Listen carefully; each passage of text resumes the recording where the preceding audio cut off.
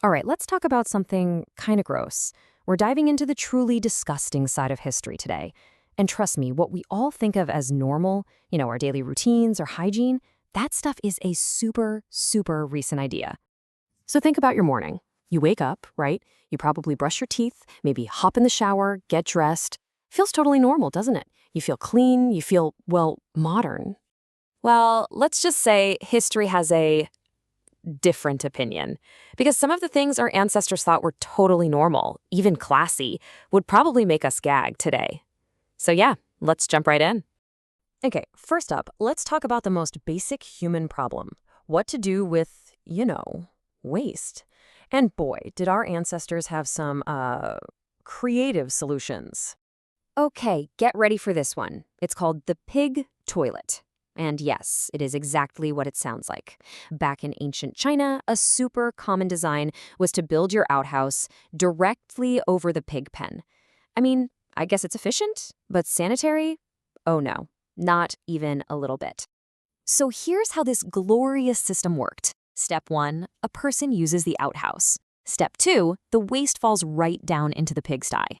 Step 3, the pigs, well, they eat it. And then step 4, the pig's waste gets used as fertilizer for crops. It's a complete, and let's be honest, completely horrifying recycling system. The circle of life, I guess? Yikes. Yeah, and no surprise, this whole setup had some major drawbacks. I mean, can you even imagine the smell? And poor pigs.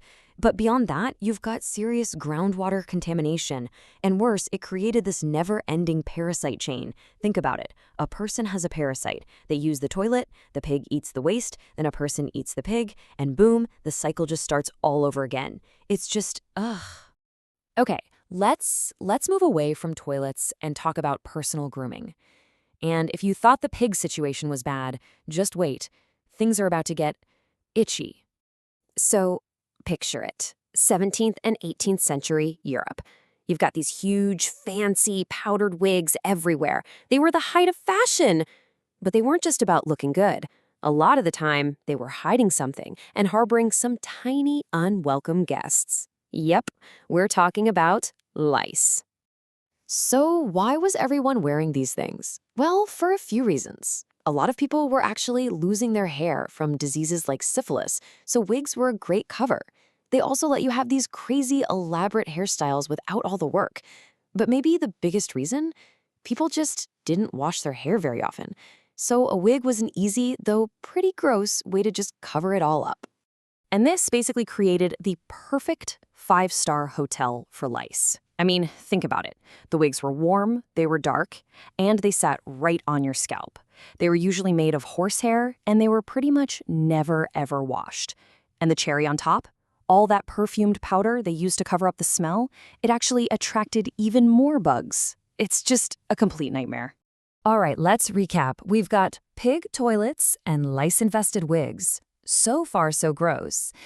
You'd think, you'd hope, that when it came to actually, cleaning our own bodies, that's where humanity would draw the line, right? I mean, surely we wouldn't use our own waste products to get clean. That's completely backwards. Like, what's next?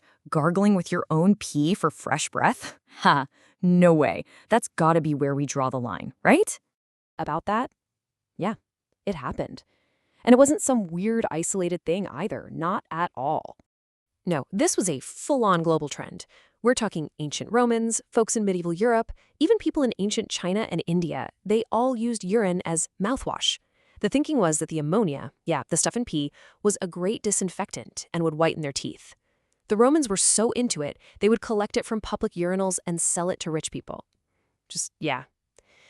Let that sink in for a second. Okay, for our last section, let's stick with this theme of natural solutions for health that just went horribly, horribly wrong.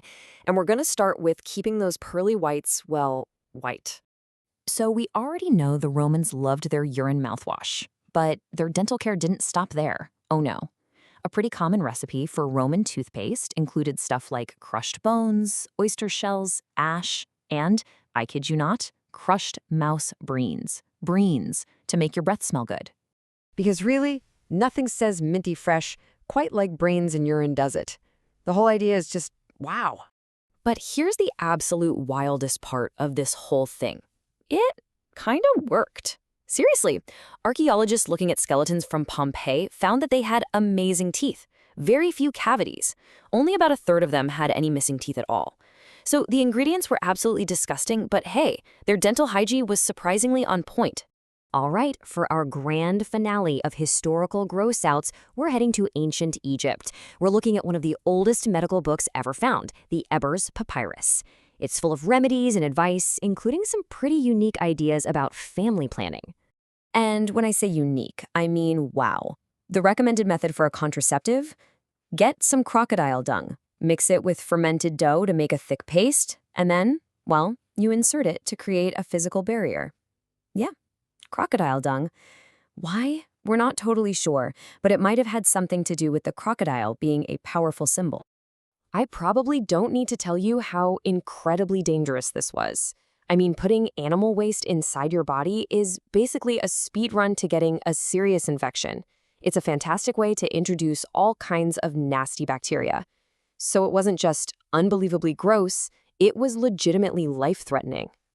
So there you have it. From pig toilets to powdered wigs to crocodile dung. History is just jam-packed with things that seem completely insane and disgusting to us now. And it really makes you think, doesn't it? And that's the real kicker I want to leave you with.